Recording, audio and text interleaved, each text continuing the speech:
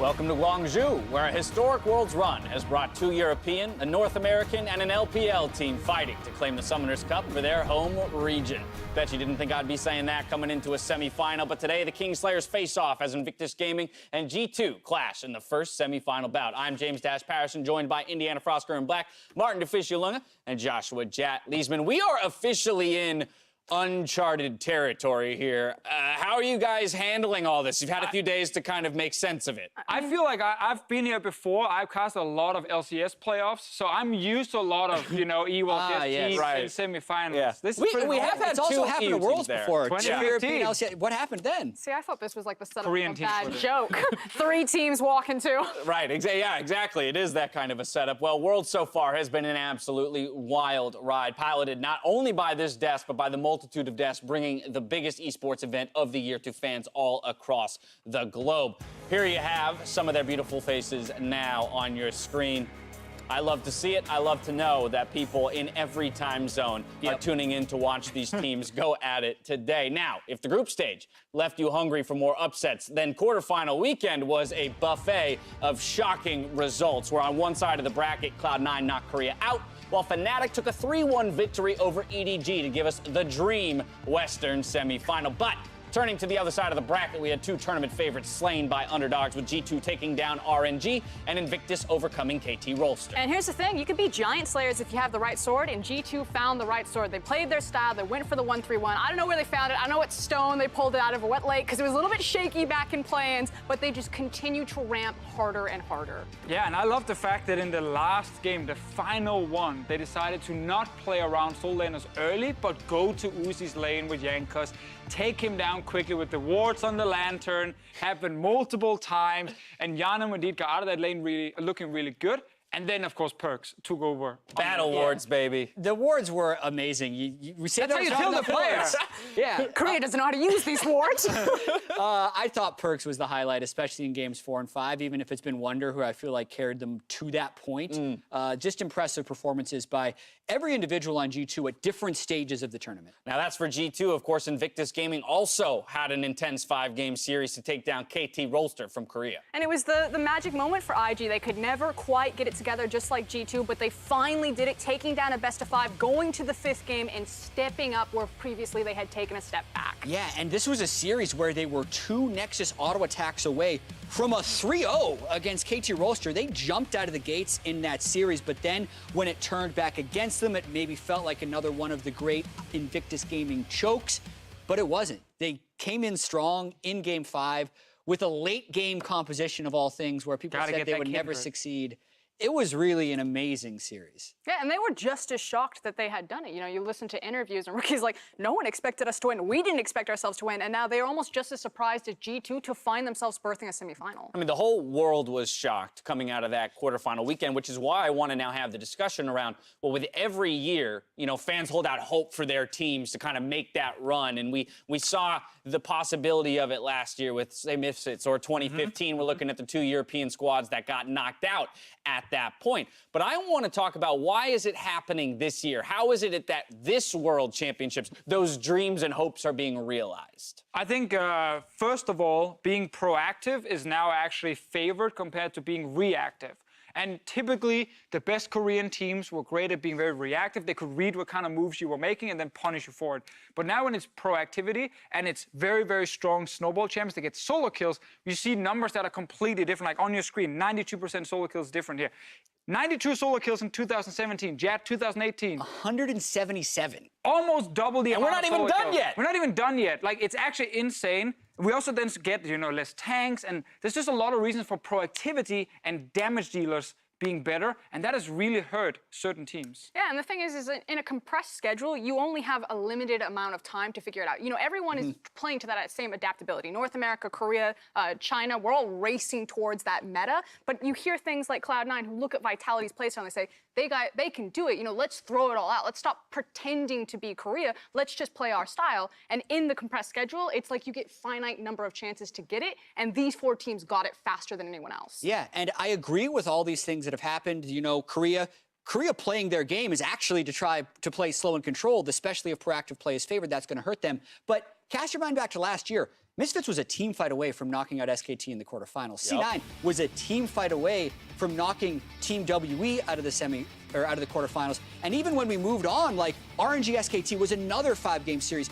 We had been very close to having 2 Western teams in the semifinals last year. So there were changes that helped push them over the top this year. But we were closer than memory serves when you look back at 2017. It's true. The only difference, I feel, is in the semifinal, you still felt like, okay, SKT and Samsung, they are the favorites. They're going to make it into the final, especially Samsung ended up looking fantastic. You don't have that feeling now. With all those big Korean teams knocked out already, IG is sitting as the only remaining team from Asia, and then you have the 3 Western ones. It's just anyone's game, which is the first time we had that feeling going into semifinal. Yeah, I just wanted to emphasize, like, that's the cliff. That was the actual gap there. It's the fact that now looking at G2 versus Invictus Gaming, no one is immediately saying this is Invictus Gaming favorite. Now everyone's like, you know, they could possibly do it. Is that true, Right, Gerd? exactly. And any team at this point can possibly do it. But I think that context is important. The idea that on paper, you had 0 Western teams in the semifinals last year to this year now having 3. And that's going to look, oh my God, so dramatic and drastic. But with the consideration of just a team fight or 2 change, and now it's 2 to 3. And we'll move on to next year, and I don't expect to have exactly the same results. I mean, it'll be all Western teams, right? We're following the We just got to continue the trend. Right, yeah, exactly. We'll see. All right, there were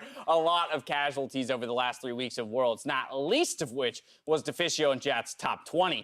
So let's pull that back up onto your screen here and take a look at how many remaining players there are in the tournament from this list. I believe there are only 3. Look at that. You got Rookie and the Shy of Invictus and Caps, of course, from Fnatic. Yeah, production decided to take the same shot during this or that. I stand by the effort we put into making this list, and just because your team lost doesn't make you a worse player. Right. But I will also say how different from expectations this tournament ended up being, and that list is a relic of the old expectations. Very much so. Well, rather than listing the 20 players left in the tournament and just naming them the true top 20, I wanted to pull some combined World Semifinals All-Pro teams. So I had the 3 of these analysts submit their votes for the best player in each position remaining in the tournament, and here's how they fell. Yeah, and this ended up turning into quite a heated discussion since we needed to come to it was not unanimous by any consensus, so to speak. I think you can make the argument Too many that good players. the Shy could be on this list instead of Wonder, but Right. we're looking at the whole tournament, Wonder's performance, and a lot of other contentious points on this list. Yeah, and specifically for me, it was between Reckless and JackeyLove, and I think it was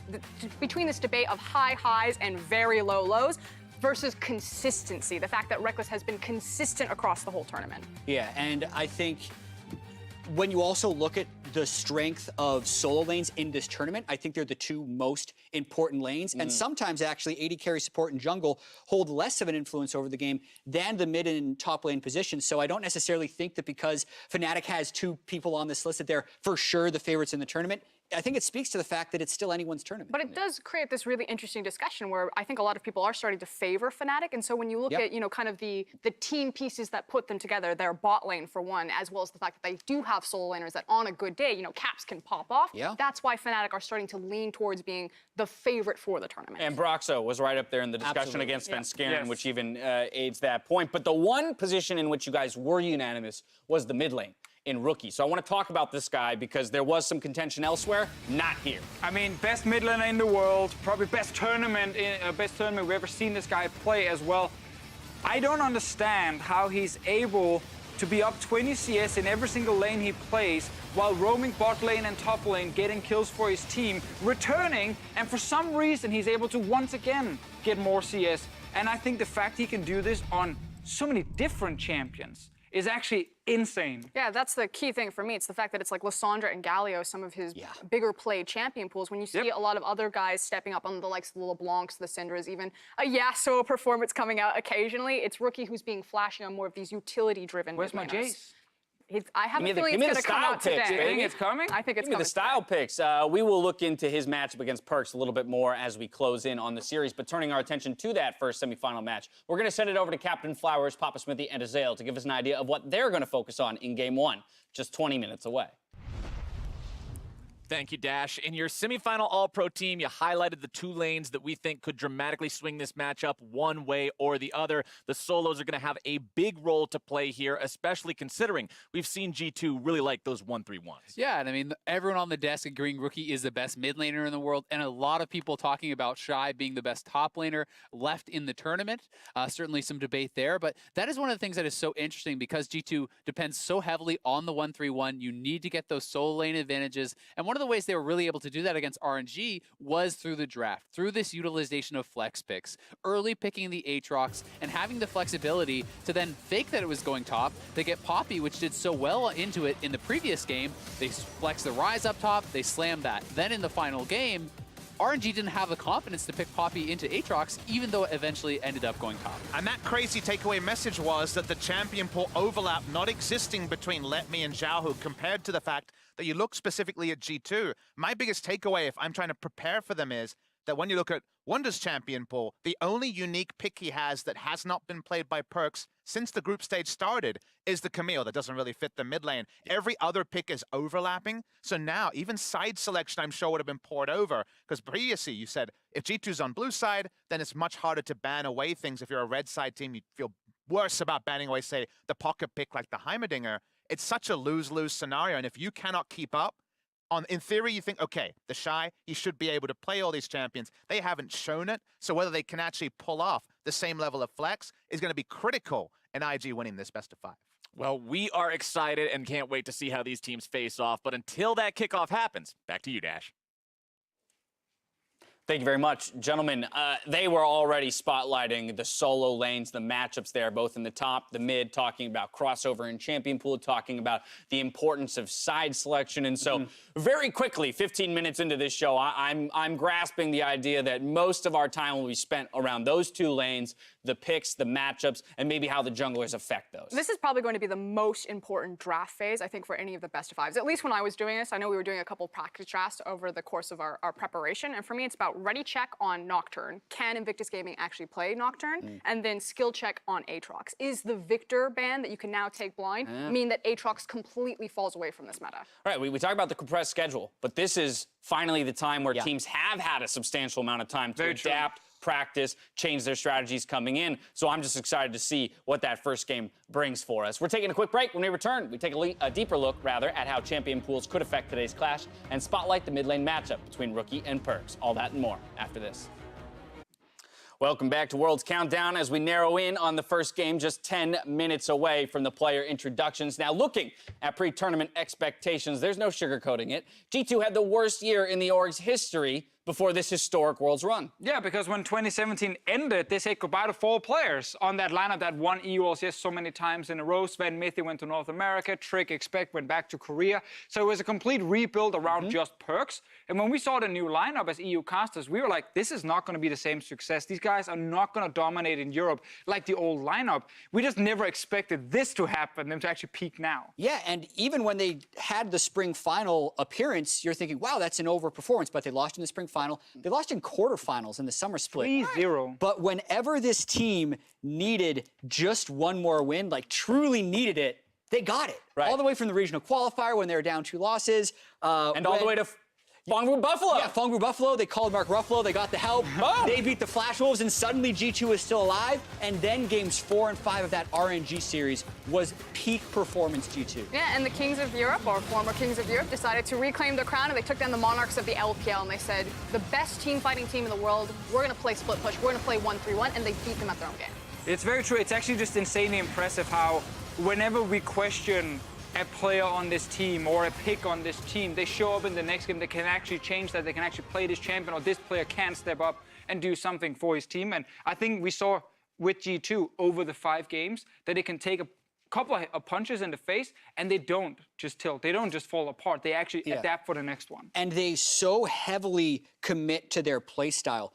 only 25% of this team's kills come in team fights. The lowest team fight kill percentage of every team in the group stage and beyond. So it really has been about these small skirmishes around the map, usually started by their solo laners, that have proven successful for this team. Yeah, if that doesn't speak to G2's style, I don't know what would. And every team coming from play-ins has suffered a few punches along the way to the semifinals. Now, for those unfamiliar, Invictus Gaming arrived to the top 4, pushing through a year of strong starts, followed by disappointing finishes. I mean, there's almost a lot of correlations between G2 and IG's rise, this idea of a rebuild. You know, Invictus Gaming guts their roster. They start putting together all these superstars. JackeyLove was the cherry on top, and they're full steam ahead, 19-1, super team now. The rebuild was a complete success, except when they get into these high-pressure situations. They look at RNG in the semifinals. They look at Rogue Warriors in the 3rd versus 4th place match, and they just collapse until they came across KT recently. Yeah, and this is a series where they had to be clutch, right? They had the opportunity to win in 3 games, couldn't quite close it out, and you thought they were going to tilt off the face of the earth. This moment right here, they were going to 3-0 KT and make it all the way to semifinals, and then they didn't. So close to being super clutch. And then they lost game 4, and then Rookie didn't buy items in game 5 at the start. And then they won late game, where they had failed every time in the past. They overcame that demon. And we suddenly started seeing JackeyLove when he flashed forward. It was the correct time to pick up 2 to 3 kills for his team. We saw Ning, a player we said, this guy can barely play any champions, pick the Kindred and go IH on it, and then be a big carry as well. So there were suddenly a lot of things in the Game 5 game that made us go, maybe these guys have more than just the early game snowball that we used to see back in the LPL. Yeah, and these teams are similar in the fact that they have amazing soul laners that they rely on to succeed. But when we talked about G2 having the lowest team fight kill percentage of all teams and groups, IG is the 2nd highest. So the way that they actually try and win the game is very different. G2 spreads you out in split pushes. IG just tries to ram down the mid lane and get all the kills. Well, for G2's jungler Jankos, the only downside to playing today is that he can't watch the mid lane matchup play out from the stands. The best players from Invictus Gaming are top and mid lane, so I think Wunder and Perkz will have a lot of issues against the Shy and the Rookie. I think it's going to be very difficult, but I think their bot lane is not their star players. Compared to RNG, in which UZI was smurfing on lane every game, I think right now it's a little bit easier for Hyun and Wadid. When it comes to Ning, I think I can deal with him. I think Rookie and Perkz are very similar. I think both of them are playmakers, and I think both teams need to play around them, otherwise they will maybe crumble. So I think that it's going to be a really even matchup, and normally I would be happy to watch it from my home, but I have to jungle for one of them, so I'll do my best to support Perkz. Well, thank you for taking the bullet for the rest of us, Jankos, and playing on the world stage in the semifinal. Someone's got to do it. Yeah, somebody has to. But we really are, about to be treated to something special here when we talk about these individual matchups, and in particular today's mid laners. I mean, these are guys who are having the tournaments of their careers, building up to a potentially calamitous clash here in just 10 or so minutes. It's the 2 best performing mid laners of the tournament, and Rookie right now wears the hat of best mid laner in the world right now. And Perkz gets his chance where he gets to take a shot at that. And so far, he has been so clutch. When a stage was set for Caps to really come in and excel, and Caps has had some of his moments, Perkz is just smashing every expectation. Yeah, you look at the laning stats of both of these guys are absolutely absurd. I thought games 4 and 5 of that RNG series, Perkz had 2 of the best mid lane games I've ever seen, but Rookie has had close to those performances consistently throughout the entire championship. So let's talk about these guys then in how they might match up. As we already kind of hit on during portions of this segment, side selection and champion select are going to be hugely relevant to the success of these soul laners. We did something kind of cool. We took the champion pools of each of these players. What you see there in the middle is champions that are shared, unique picks on the outside. Yeah, and I think the big difference we see in terms of champ pool is that Perkz is mainly playing things that are good for himself, where he can be the big carry, where he can snowball on his own, like especially a Kali and a Cassiopeia on his side. On the other one, we actually get Galio for Rookie, and he also has 4 Lissandra games. Perkz only has a single one. And that's important because Rookie, while being the best player, is not doing it by just winning his own lane and then being the big carry. He's actually doing it by helping the rest of his team, which has made it harder for other teams to punish the IG early game. Because when you can try and win bot side, Rookie shows up suddenly and he turns it around once again. The fact you can do this, like perform so well and then also play supportive champs is insane. Yeah, it's this idea that you know exactly where G2 are going to sack. It's usually going to be Wadid and Harnan that are left alone kind of to do their own devices, Tom, Kench, Jin, these supportive picks. Whereas Invictus Gaming, you don't really know where they're going to sack. But more often than not, Rookie will take that bullet for the team, and he'll say, okay, I'm going to blind pick my mid laner. I'm going to be the carry. I'm going to play the utility. Whereas G2, it's a bit more clear that it's about the solo laners and the flexing. So, go ahead. I have a question to follow. Yeah, in this particular matchup, I think the fact that IG selected to go blue side when the majority of their Worlds games have been on red side thus far speaks to trying to, I think, attack G2's strengths, because G2 has noticeably stronger drafts, getting power picks like Aurelia or Akali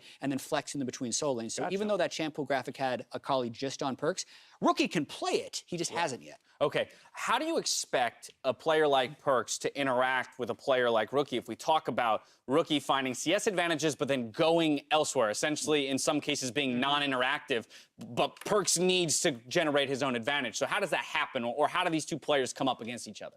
Most likely you will see Perkz actually pair up with Jankos and then go for plays together against Rookie, or the other option is when Rookie is roaming, you go to the other side. Gotcha. That's what a lot of mid laners can do. If he goes bot, you go top, and then you suddenly get an advantage for Wunder. It just requires you to have a champion that can actually push out the lane fast enough to do that. All right, 3 minutes ahead of the player introductions. We're moving into win conditions. I'm tossing it right back to you, Deficio, with G2's wins. So I looked at 3 big things here for them. Jankos with Deed, they need to outperform the counterparts, so Ning and Baolan on the side of IG, and I think this is very possible as well for G2, because that's how you can suddenly help your solo laners actually get ahead. Snowball champions in these solo laners, we always talk about it, Akali, Aatrox, these kind of champions. It's very important Wunder and Perkz, when they get ahead, can actually finish the game for yourself or for your team. Last one, early game from IG is aggressive. Ning is ganking everything from level 2 to level 10. You know it's going to happen, respect it. Yep. All righty, Frost, you've been tasked with IG's win conditions. How do you respond? First and foremost, you need to prioritize Ning's champion pool. You already talked about it. We heard it from Jankos. He thinks he can take him. Ning has 2 champions. You're looking at Xin Zhao and you're looking at the Camille. Maybe the Kindred Infinity Edge makes a special appearance. Then you need to stack your hard engage tools. They're all about the lane kingdom. Once you have a lead, you need to have the trigger, these Camilles, these Orns, these types of champions to force the fight so you can abuse your gold advantage. Then you must match the solo lanes. Do not let Perkz and Wunder play their 1-3-1 style. Invictus Gaming can play that style as well. Now prove that you play it better. All right, win conditions in mind, a year's worth of evidence in the back of your brains. It's time for the predictions. Our first semifinal bout, G2 versus Invictus Gaming. Who books their trip to the finals first? Okay, I'm gonna go G2 3-2. And the reason why is because we haven't seen Invictus Gaming really play that big carry style that has dominated this meta. They've shown it a couple times. The Shy has pulled out the Fiora, but more often than not, they're going towards the Kai'Sa, they're going towards the Sion, and we have proven at this tournament that it doesn't work. And until IG show me otherwise, I have to go with what's working in this meta, and G2 have it. I see surprise on the face of Deficio. What's your prediction? I thought I was going to be the only one going with G2 here. I also got them 3-2 in this series, but I'm actually basing this on a couple of predictions in my head that I need to see happen for this to work out. Okay. Specifically, Jankos against Ning. I want Jankos to win this matchup. I need Jankos to take things like Xin Zhao away from Ning. If that happens, he will do much better. And then also, I look at G2's overall draft. I actually think now they have so many picks in these solo laners, from Akali, Aatrox to probably a Victor. These kind of champions will actually give them the advantage in the draft phase, and that will be enough for them to win. All right, Jat, drive us home. IG's 36-2 in the regular season. This is playoffs, man. It's not Have the regular most season. explosive early game of all these teams that have dominant solo laners. I think it could happen as a 3-0. Double G2 predictions coming in. I'm surprised as well. We got double G2 So here. what's wild I to like me, Jat. more so than the actual call of who wins, is the 3-2 versus the 3-0 Listen, prediction. if this breaks in IG's favor, I think it breaks hard, is basically right. how it works. Because if they smash those solo lanes, G2's ability to draw it late goes away. The countdown has started, ladies and gentlemen. Let's head inside the arena.